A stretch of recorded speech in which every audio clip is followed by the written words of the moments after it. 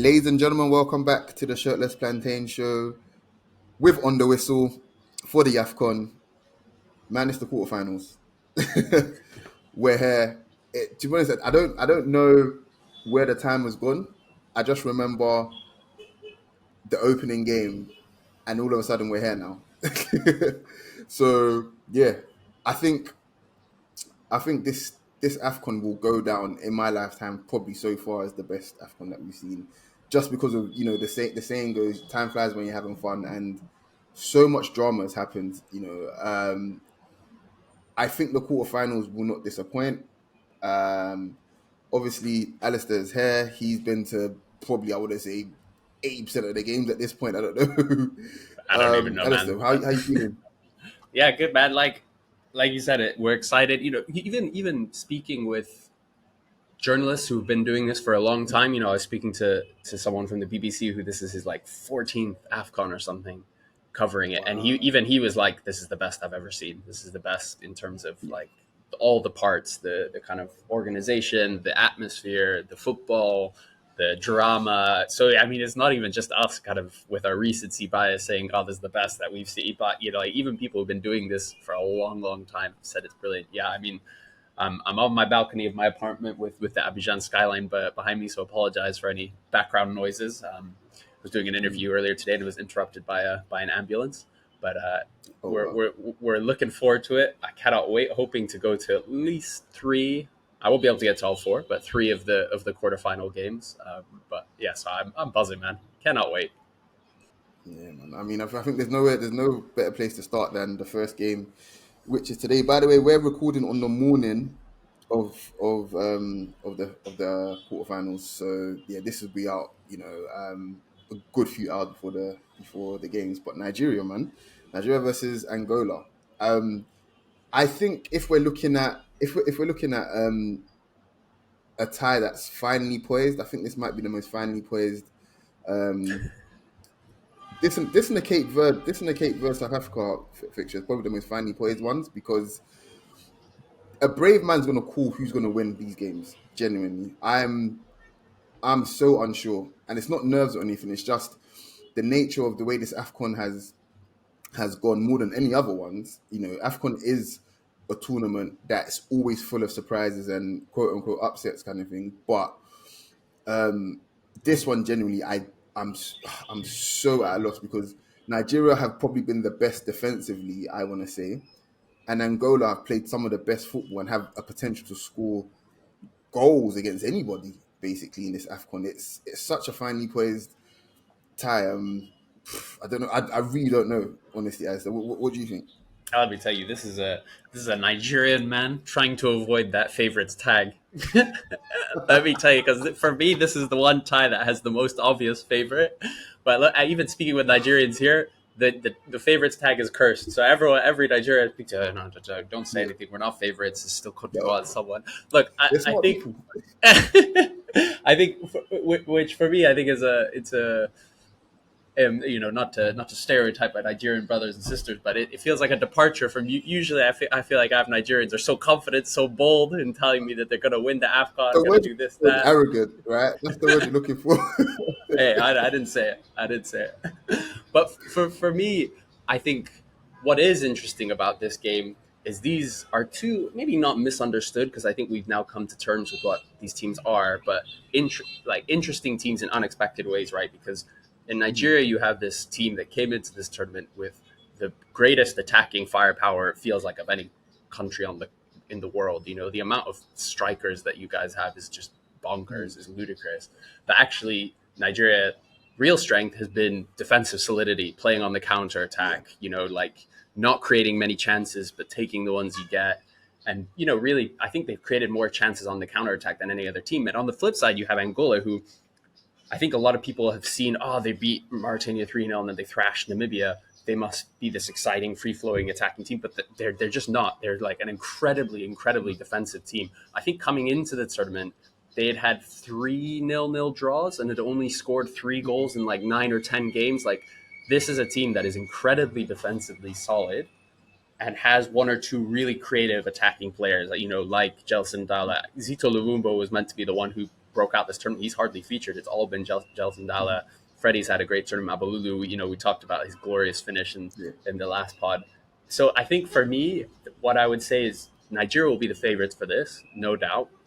But I also expect this to be one of the more boring semifinals because I think these are Hmm. two teams that don't I want to have agree. the ball. These are two teams who want to Mm. defend, who want to counterattack. So I'm not expecting goals. I'm not expecting excitement. We're in the knockouts now. We're in the business end of the tournament. People are not here to mess Mhm. about, and they're not here to make mistakes. And so I think we're not going to see as much exciting football as we did in the group stage, but I think there will be drama in this game as well. I think, and Yeah, Nigerians, there's always going to be drama. Like it's not going to be of easy. It's course. not going to be simple. So I'm really looking forward to it. Uh, I'm not. I'm not.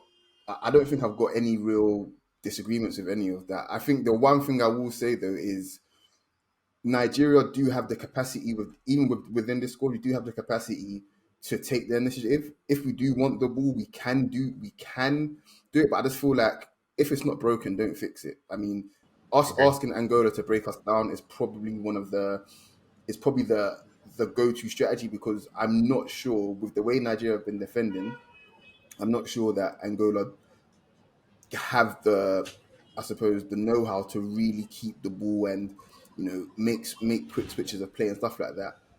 And on the counter, I feel like Nigeria can hurt anybody on the continent. So while I'm not going to call it, I do see where the favourites tags come from. But you're right, man. It's going to be, I want to say it's going to be a ball fest, and I hope it's not. But yeah, it's probably going to go the distance, for sure. So yeah, I mean, the next game later on today, Congo versus Guinea, which Alistair's hoping to get to. Um, again, I'm actually gonna stick my neck out and say that I think Congo will do it. Well, is Kakuta back now? I think so. I'm not 100% sure, but I Okay, think so. I think it's yeah, only I Kayembe think I who's think missing.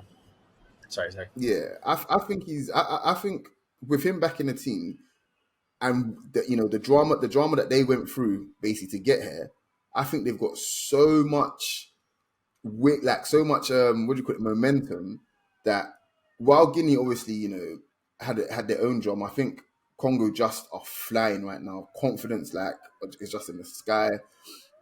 They put it like this. A lot of people might not remember this, but in the in the in the round of 16, they could have scored a few goals themselves, and they just missed a bunch of chances.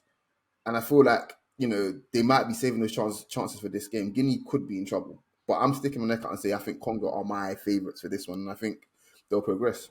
Yeah, I think I agree. I think Congo have been the best disappointing team of this tournament, if you know what I mean. Like they've got four draws from four, but in Mm, those four games, I think they've been the better team in all four, and I think they should have won in mm, all four. You have that Zambia game where they concede the most ludicrous goal of this tournament. We've mm, always got to have one shocker in the tournament, and they provided it. Against Morocco, they missed a penalty, still drew on one, probably should have won that. They're really defensively solid. They have excellent attackers going forward. Mishak Elia has kind of come on to the scene after not starting originally and has looked really good. Wisa looks sharp. Yeah, Kakuta has been, a absolute baller at times, but they've always missed that that last finish, the last cross, yeah, whatever it is, they're not the quite final on the same action. page. Whereas Guinea is the opposite, man. Like super defensively rigid, really really good defensively. Don't concede goals, really. Don't concede chances, but they are so bad on the ball. Oh my goodness, watching them against Equatorial Guinea was painful. Like literally, they Mm-hmm. just had one option, just cross it forward. So for me, I think I cannot see Guinea scoring a goal in this game, but I Yeah. can see them holding DR to a nil-nil. And again, being in that stadium in the last game, there was 30,000 plus Guineans there. There'll be more. Mm, So this is going to be a yeah, real home game for Guinea. And we spoke about what it means to this country, the yeah. emotional side of thing. For me, that is also a huge thing that is gonna contribute. So I think actually this game for me is probably the most likely to be a nil-nil and go to extra time and go to penalties of Mm, all four games. For me, that this is the one that has the least amount of goals written all over it, even though I've just talked about how mm. defensive Nigeria and Angola are. So I think it's going to be interesting. Yeah, like you say, I agree with you. I think DR Congo would be my favorites. I really like the team. I think they have a lot going for them, but they haven't shown that clinical edge. But then I say that they beat Egypt on penalties, and that's no easy Mhm. feat. So yeah, this is another. I think this one is really close, really tight, and I think it's going to be a boring game, but it's going to be a great spectacle. So I'm looking forward to For it. sure. And again, we have to remember because it's the quarterfinals, each round of fixtures in the AFCON, obviously, just in any tournament, the jeopardy gets higher and higher and higher. But it feels as if the jeopardy has been at 100 since match day one. Mm, It always feels as if it's life and death, regardless of how, if it's a dead rubber where the team's already got 6 points, it still feels like it's life and death because there's so much at stake, especially with the third best team qualifying. So yeah, while obviously it might not be the greatest watch, you're gonna feel the tension through your TVs. Do you know what I mean? It's gonna be great. Um, onto the hosts who play tomorrow um, against Mali. Um, I really like Mali. You know, I really do. I think yeah, I think they've been quietly impressive. But you see, the thing is with being the home team and coming back from the brink of death is that you're just gonna feel untouchable. And I feel like Ivory Coast have the potential to overwhelm them. Much like the opening game where like it was over within the first, pretty much the first 20 minutes.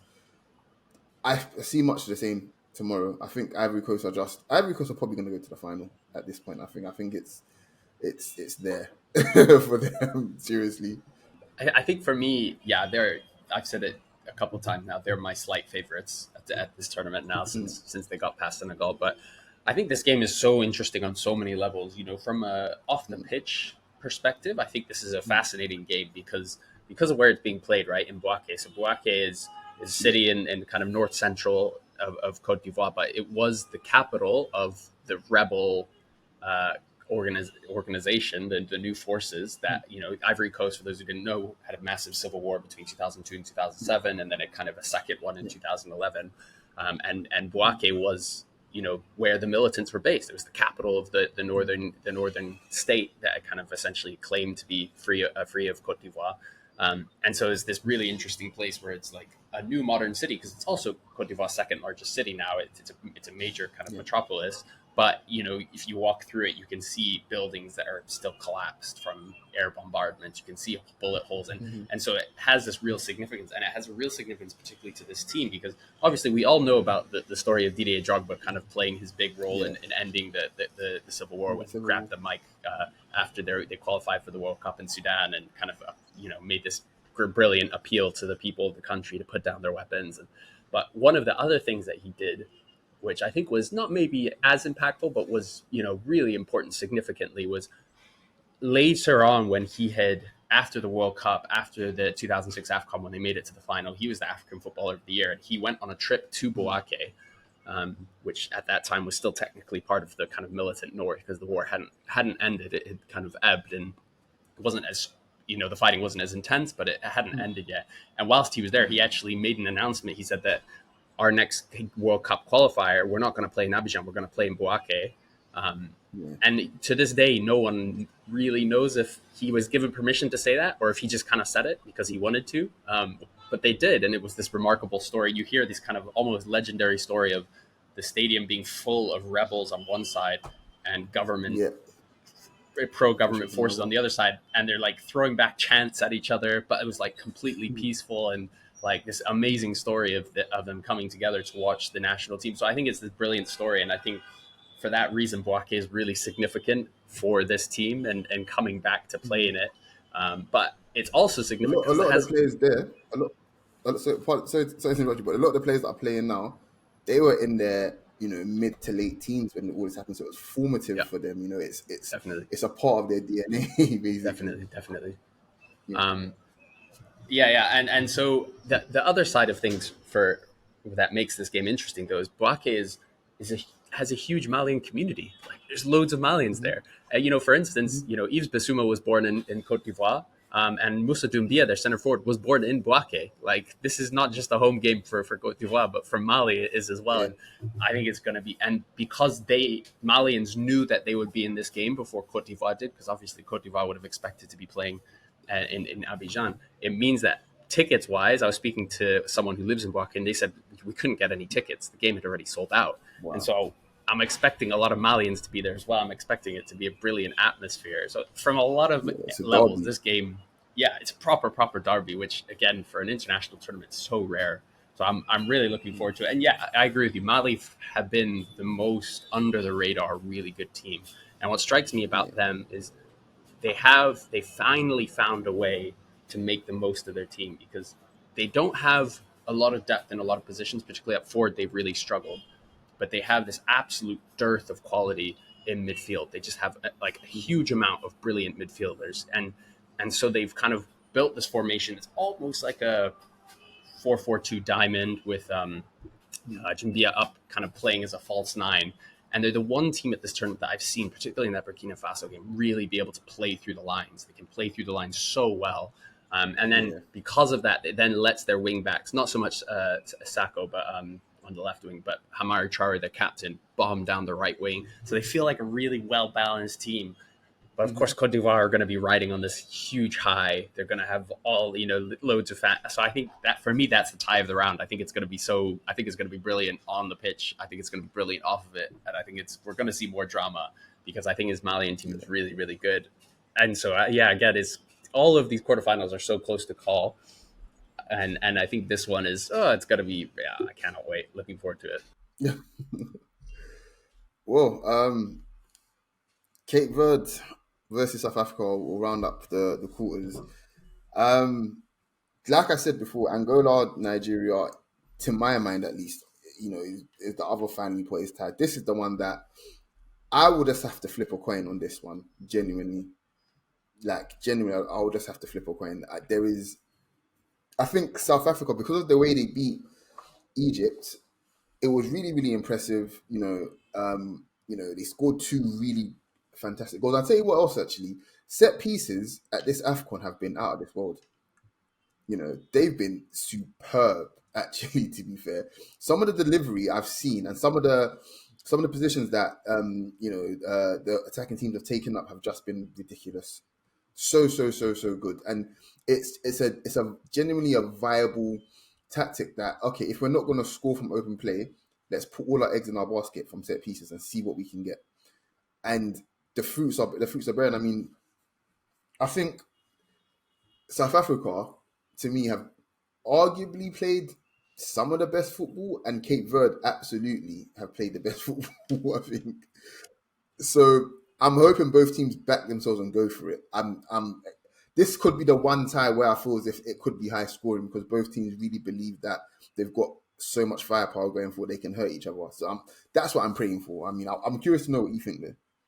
Yeah, I agree. I mean, we've spoken a lot about teams that don't want the ball, want to play defensively on the counterattack. I think these are two teams that want to play on the ball. I think South Africa have a bit more variety, and we saw that in the game against Morocco. They were able to sit deep, defend, but Yeah, really, this team wants to be on the ball. Particularly, the core of this team, we've spoken about it before, plays for Mamelodi yeah, Sundowns, a really possession dominant club team. And we saw it against Namibia, the kind of interchange, the kind of yeah. understanding these players have with each other. And I said prior to this tournament, I said prior to this tournament that the one issue South Africa had was center forward. And if they Hmm. had Lyle Foster fit and firing, or if they had Peter Shalulile, who's Namibian but plays for Mamelodi Sundowns, they would get to the semifinals. But to be fair, Evidence Mokopa, who I didn't back, scored a brilliant goal Hmm. against Morocco and has actually been really good. And so I agree with you. This is the one game where I think there is going to be it's going to be more exciting, I think, on the pitch. I think there's going to be a lot more attacking football because Cape Verde have shown that it doesn't matter who they play.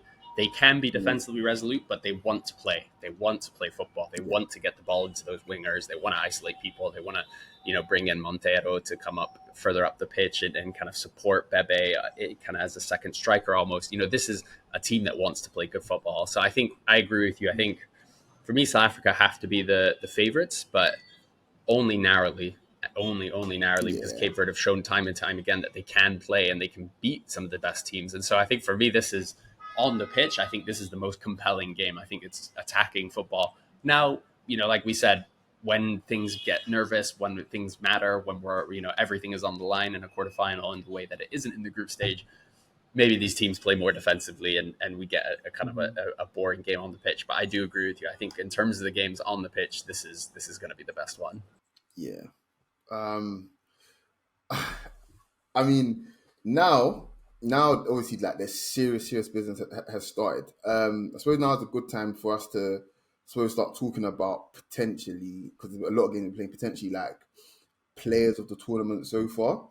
Um, for me, I think despite their rocky and their turbulent time getting here, I think if I'm looking at the players that have impressed me the most, especially at Ivory Coast, it's gonna sound crazy saying this, but I'm gonna say Serge Aurier for me has been up there. He's arguably been the one of the that arguably the best right back of the tournament, or one of the best right backs of the tournament. In midfield, Fofana has been hot and cold, but on the other hand, I want to say Sangare has actually been really good as well. Um, in terms of Nigeria, it's obviously going to be a defender. Tuesday Kong has been a rock. He's literally just been a wall. He's been, Immense. to me, the best centre back at the AFCON for sure. For me, um,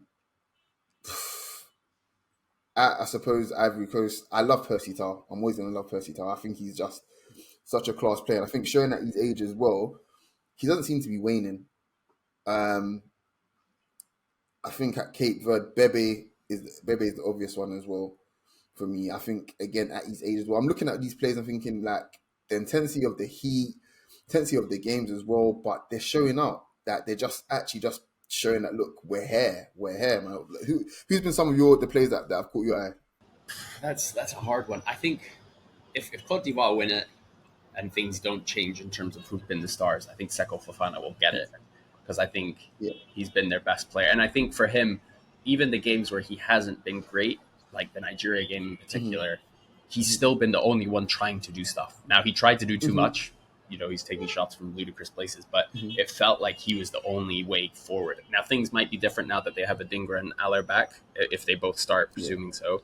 But for me, if Cote d'Ivoire win, I think Trista Kong, man, you're spot on. I don't think a defender will ever get player of the tournament, sadly. But I think if anyone Mm. did deserve it, it would be him. He's been, like you said, Yeah. immense, a huge leader, and like so unexpected. Like I remember I tried to interview Yeah. him before the tournament, and I was in touch with his team, Pauk, and essentially they told me like, oh, you can do the interview, presuming he gets selected. Like, so clearly, even from his Wow. end, he didn't even think, Yeah. he thought there's a chance I don't even get selected for this team.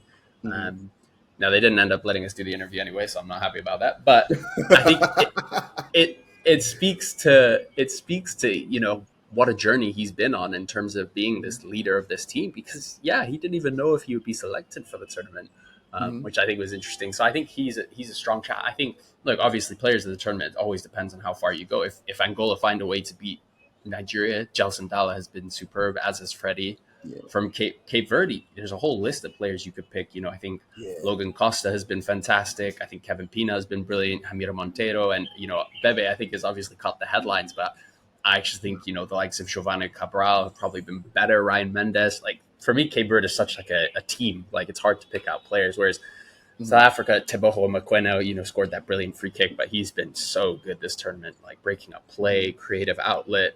Temba Zwane's had a good tournament.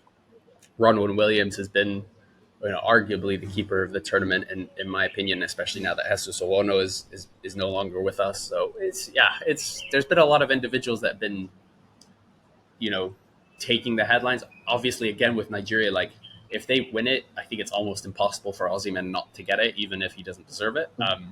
And I say that as I someone mean, who's actually he, been super impressed by him, even though he hasn't mm. scored that many goals. I think he's been terrific every time I watched Do you him. know what? There was a game.